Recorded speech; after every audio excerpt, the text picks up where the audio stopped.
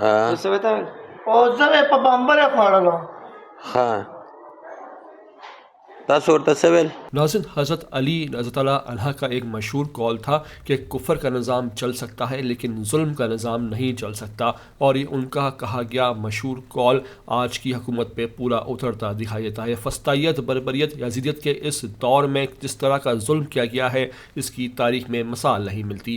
آپ کو یہ مناظر دکھا رہے ہیں، اور یہ مناظر اور یہ تمام تر تفصیلات سن کر آپ کے بھی دل دہل جائیں گے۔ یہ عمران خان کا شیر ٹائیگر سمیع وزیر ہے، جسے 9 مئی کے واقعے میں مشکوک سمجھ کر پاکستان کی سیکیورٹی فورسز نے اٹھا لیا اور اس کے بعد اس کو 20 مہینے غائب رکھا۔ بعد ازاں جب اس کی حالت خراب ہو گئی، اس کو اتنا مارا تو پھر اس کو چھوڑ دیا، لیکن جب اس کو چھوڑا تو یہ اپنا ذہنی توازن ہی کھو بیٹھا ہے۔ یہ بار بار ایک بات کرتا ہے کہ مجھے الٹا لٹکا دیا تھا، مجھ پہ مکھیاں چھوڑ دی تھیں، مجھے ننگا کر کے جانور کی طرح مارا تھا۔ یہ کچھ اور بات نہیں کرتا، بس ایک ہی چیز دہراتا ہے کہ مجھے پاکستانی فوج سے بچا لو، مجھے پاکستانی فوج سے بچا لو۔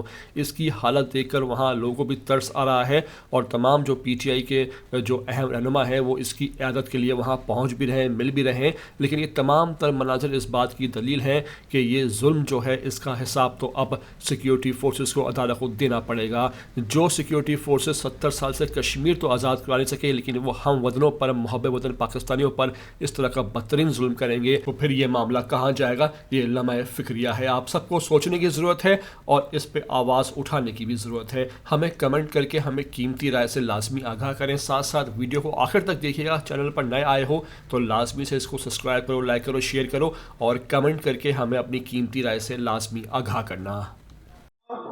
څه وته او زه په بمبره خوړلو. ها تاسو ورته څه ویل چې د خان نه معافي وغواړئ؟ هغه ویل خان نه معافي وغواړه. نه نه دوی به ورته ویل خان نه معافي وغواړه، جنرال نه معافي وغواړه. هغه ورته ویل او خاموش بیا بیا به چې دې ته وایي چې د جرنل نه معافي وغواړه. دلته ته راچولې دي،